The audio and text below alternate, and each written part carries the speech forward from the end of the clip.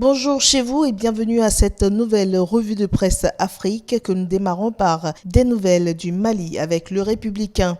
Crise socio-politique, reprise timide de la désobéissance civile du M5 RFP. Puis le journal nous transcrit les propos du Premier ministre lors d'une interview « Ma démission n'est pas à l'ordre du jour ». Puis Liberté se veut porte-parole du Togo, scandale du Wirecard en Allemagne et malversation financière sous Faure, des responsables arrêtés, des ministres auditionnés, les pilleurs protégés au Togo. La lutte contre le Covid-19 occupe la plupart des unes des journaux au Sénégal. Sud Quotidien nous affiche « Stratégie de lutte contre la Covid-19 ». Des spécialistes désavouent l'État.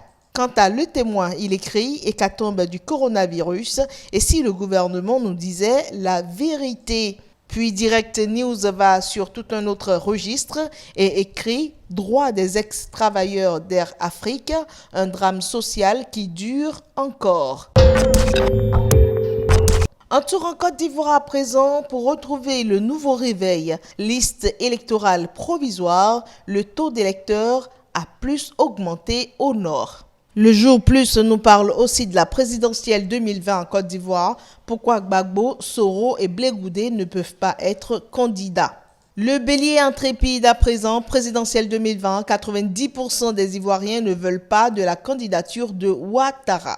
Le Nouveau Courrier se positionne à présent avec en titre « Situation sociopolitique explosive, Gbagbo, le cauchemar de Ouattara ». Du côté du Cameroun, très rapidement, le Messager s'intéresse plutôt à la gestion dans le port autonome de Douala et parle de la normalisation contre vents et marées.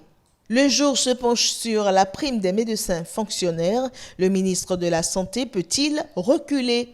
Une interrogation à la une de ce journal.